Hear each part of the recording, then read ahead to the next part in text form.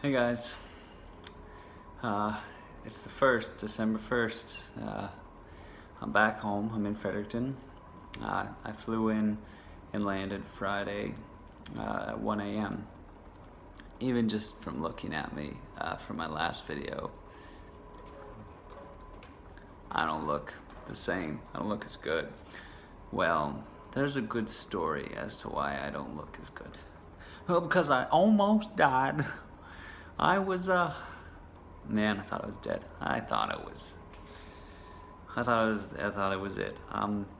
If anyone remembers my story before, the complications I had in Mexico, we were worried about my stomach veins rupturing, bursting, bleeding out into my stomach until I profusely threw up blood. Well, we got the procedure in Mexico. We stopped that, 6 elastics. It happened. So I landed on 25th, Friday, 1 a.m. Didn't feel good, the bloating. I bloated a little bit, 3 planes home from Mexico. Couldn't get all my meals, you get thrown out of habit. Slept. Didn't get much sleep because I had a doctor's appointment Friday the next day at 12:30. So by the time I got to bed, it was like 3. And I'm up for a doctor's appointment and I wasn't feeling right. I haven't been my same. I wasn't able to eat Friday.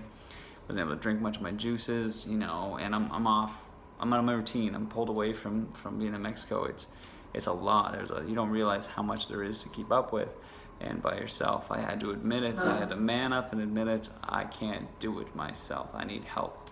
But luckily, I got great friends and family who were there. Anyways, so come Saturday. I wasn't feeling too good Saturday. I wasn't eating. A couple friends were supposed to come over and come see me. I mean, I'd been gone for a month and I was looking forward to being back. Well, I ended up canceling because I was trying to eat my supper. It was only my second meal of the day. And that's where my IV poles make a little bit of noises. You can see, I'll hook back up again. Yay. So I wasn't feeling that well. I was on my second meal on Saturday. I had a bowl of oatmeal for breakfast. I got juice and a half in. And it's 7 o'clock or 8 o'clock at night. No, it's about 6 o'clock. And I'm trying to eat my supper while my mom's making more of my juices and preparing everything else for me. And I just couldn't eat it. I almost fell asleep with my plate in my hand. I wasn't feeling very great. And then I ended up running to the toilet because I thought I was going to be sick. And I just told my mom, I'm really bloated. I don't know what's going on. But something just doesn't feel right. Well, I put the food away. I couldn't eat it. Later that night, it was me, Chelsea, and my roommate, Matt Fletcher's girlfriend, Sam, sitting on the couch and, just hanging out. And I ate some grapes and watermelon. And it was about 12:30. I was getting ready to go to bed, and something started to feel wrong. So I went to the bathroom. And I was like, I'm going to be sick, Chelsea. I'm going to be sick here. So the toilet, and I puked. And I puked and I puked and I puked 5 times. Full pukes, throw ups. Sorry for words, disgusting. I got cancer. Come on. Shit, piss, puke, fart, everything. All comes out of you. There's no shame, no denying it. And I puked 5 full stomachfuls of blood into the toilet. And of course, Chelsea sees this and immediately starts crying and panicking. And I go, no, honey.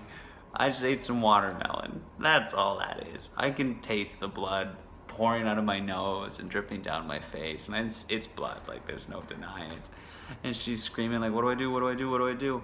And she runs out to get Sam to see if she can call 911. And what do? I say, no, Chelsea, get back here. She goes back. She's like, what? I'm like, call my mother. Tell her what's going on. As this is happening, I'm starting to get weak. The ghost is starting to hit me. I start sweating. My mother's there, probably in 7 minutes. Didn't take her long. Just as she's pulling in, they're asking me, should we call 911? We need to get you in the car. I knew something. I could feel, after I puked, I felt my stomach flatten right out, and I felt so good. And then I slowly started feeling the bloating happening. I was feeling my insides filling up with blood, pure blood. So, back in Mexico, the whole warning they gave me was if your veins burst, we or any hospital are going to struggle to save your life. That's what I was told. So I sit back on my knees and I turn to my mom and Chelsea and I say, just let you guys know, I love you guys. I completely love you. And I don't know what's about to happen. And of course they're like, Dustin, don't talk like that, don't talk like that. And I'm like, well, all I got to go off of is what they told me in Mexico. And they told me if this starts happening, then I'm probably gonna die. So that's what's going through my head. It's like, well, shit, man. Like, you know, I just went through everything, hell and back, and I thought I'm making it. I'm like, you know, going down the dragway full force, and then, bam, as soon as I get home. My stomach fills back up, and I puke harder. I puke 6 or 7 pukes this time. By this point, I would say I've puked 2.5 to 3.5 liters of pretty much strict blood into the toilet. After the second puke, my mom starts losing her mind. She calls 911. Tells Sam to call 911. I start profusely sweating, white as a ghost. You know, I'm dying. I just lost a ton of blood.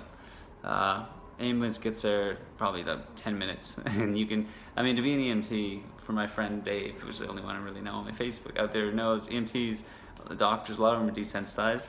The guy walks in, and I stumble out shirtless, covered in sweat, white as a ghost, and he's like, damn, you don't look good, man.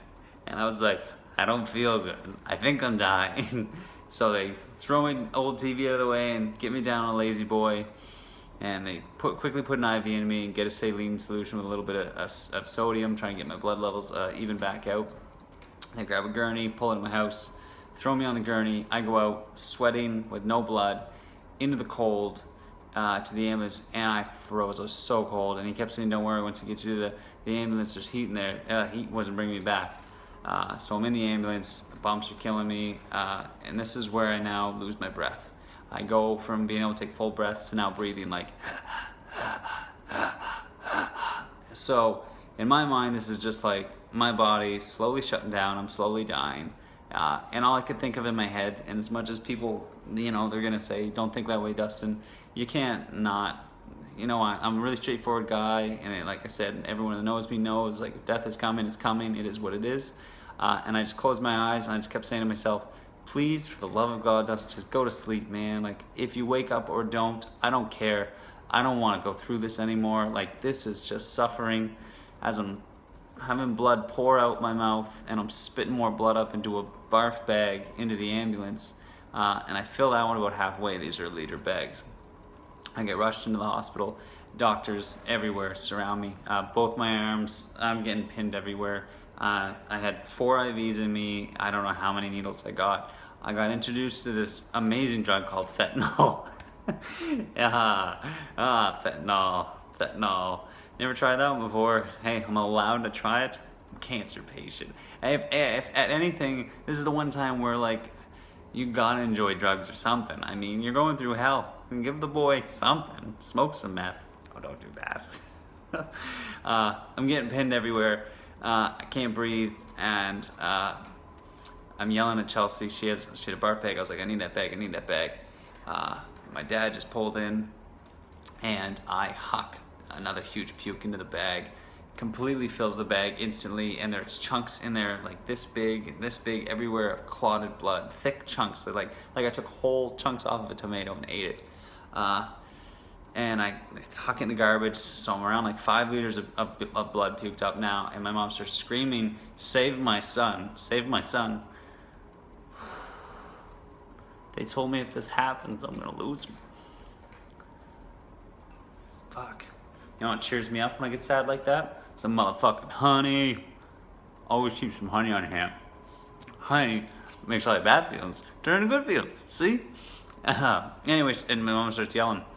And I'm pretty much dead at this point.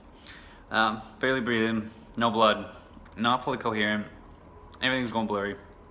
And I just keep telling myself, for fuck's sake, Dustin, go to sleep, man. Like, just pass out. The shock will be easier on you, and you can wake up later if they save you. They got, I don't know what they're shooting me with, IVs everywhere, and they ran off to get me blood. I had a bag of blood going. And they started hitting me with fentanyl. The reason they use fentanyl, and that fentanyl is actually a really great drug, when it's used, when needed, and under control of whatever doctors and proper supervision, I shouldn't have to say that, idiots. Quit snorting this cocaine with fentanyl in it. You're all dying. It's simple. Don't do drugs right now where there's fentanyl around. Anyways, fentanyl doesn't affect blood pressure, and fentanyl doesn't affect clotting. So 2 main things when you're trying to stop bleeding, you don't want to do Dilaudid or morphine, codeine, any of those opium-based drugs. I don't know, there's too many of them to remember. They can interfere with trying to stop the bleeding. So hit with fentanyl. Hits you instantly. It's out of your system in like 10 minutes. But man, I felt great. I was telling everyone I loved them, and I was like, don't worry. I'm like, everything's great. I don't feel anything. But every 10 minutes it was, give me some goddamn fentanyl. Fentanyl. Oh, that saved me that night. But the blood, IVs, all paramedics, doctors, everyone, I couldn't even tell you how many people were there. Saved my life. I'm still here to keep fighting this goddamn exhausting battle. Oh, I hate you, cancer. Oh, bastard.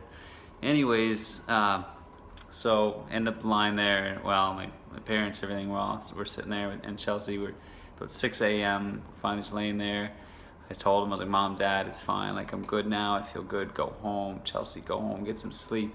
You see this cut on my nose? It's from, like, there's a mouthpiece in the puke bags. And I was sitting in the ambulance. I was going like this. And I couldn't control my head. And I cut it. Now I got this. That's my battle wound. Anyways, and it's like 6 a.m. Chelsea pulled up 2 chairs. I don't know how she slept. She did. My gurney was like this friggin' wide. And I'm this wide. Barely slept, but we got a few hours, and now I've been here in this beautiful Horizon Hotel. Actually, this is beautiful. I got my own private room. They hook a brother up. They like 27-year-old cancer patient, I swear. Because last room I was at, it was like 19 straight hours. One dude snored loud for 19 hours. Like, he woke up, ate, and just went back to sleep. And I was like, I can't take this. I ain't doing this. That motherfucker is gonna make me either kill him or kill myself. But they gave me they came and had to take a bunch of blood, and like I'm talking a bunch, like you know, like your shampoo bottles at like a motel, they fill like half, but they filled 4 of those plus 6 vials. And the girls come to take all this blood. I'm like, hey, you can't take that much blood from me. I only got 2 bags. I puked over 5 liters. I need my blood. I'm really low on my blood right now. She's like, it's fine, it's fine. I don't know, my eyes go blurry. I'm down. 4 hours later, doctors come in. And they're like, Dustin, you're sleeping, you've been out. I'm like, I haven't slept a wink. They're like, you okay? I'm like, you took my blood. I have no blood. I can't move. And I was just face down with my pillow right here, my phone right here, because I was trying to go on my phone, but everything went blurry. They took my blood. And then they realized they had to give me a 3rd bag of blood. But they didn't give it to me right away. I had to fight for it, and fight, and fight. And finally, 2 days later, which is yesterday, I got 2 bags of blood. But I've been having new problems, so I had to get my swelling drained last week. They took 2 liters into my stomach night and day. I have the photo on Facebook. Thought 2 liters was sweet. Yesterday, I'm in so much pain. I'm bagging. I need to be drained. My stomach's filling up. I need to be drained. 3.3 liters drained out of me. And within 12 hours of being drained, my stomach is full and bloated again. I'm in so much goddamn pain. I can't sleep at night. My stomach will not stop bloating, and I know the root cause of it. It's all these IVs. I drain slowly with hospital IVs. It's always been like that. Now with my cancer, everything's even more slowed down. And I swear trying to talk to these people and tell these people that your problem is your IVs, when they're trying to tell you, no, we're nurses, we know. Those IVs are there to save you. I'm like, it's a tough go. But what is it? Today is Wednesday now, so I've been in here since Saturday. I don't know exactly how much longer I'm gonna stay here, but that's my story. How I almost died, thought I was gonna die. Saturday was a scary experience. I don't want anyone to ever experience that. Man, oh Jesus! Like this battle, it just keeps 1 step forward, 2 steps back. Like I'm beating the tumor, but the tumor's kicking the shit right out of me. Like he's beating me hard while I'm down. Like, but you know what I do? I keep honey close by. It's the only thing close to that nectar of the gods, sugar. I'm even close to allowed to have. So let me have this one. I wish I had some peanut butter to mix with this honey. Ooh. Some Ezekiel bread. Oh. So after I puked all the blood, and my puking just miraculously stopped. The next day, same procedure. 4 more veins in my stomach elasticed off that were full out bleeding, not just lightly bleeding. If I missed anything, leave a message in the comments. This video's already 15 minutes. That's my update. In the hospital, I look like shit, I feel like shit. I'm not getting my juices or my food like I'm supposed to, or my supplements, because I'm stuck in the hospital. And my mom is going through hell trying to prepare all my meals and juices and get them up to me. But I can only eat and drink so much right now. Anyways, my stomach with the bloating. Tomorrow, they're supposed to put like some type of pigtail drain in me, which would be amazing. I'll be able to drain my stomach whenever I want, and that's all I need, because if I can get past this, I almost cut my tongue on that knife. If I can get past this draining spells I'm having, and able to take care of myself, I'll be back to being good. I can go back to eating full meals, get on with my juicing, get on with my enemas, get on with my IVs at home. I got the port put in right there, so I'm gonna have that at home and be able to do all my own IVs. Pretty excited. All right, guys, so I'm still kicking. The videos will keep coming. It just hasn't been a good go. It's really not a positive video, but I know a lot of people are interested in the story and the kind of hell I went through. That's the hell I went through. I hope nobody ever has to go through it. Take care, guys. Have a good night. I go get some sleep, or try.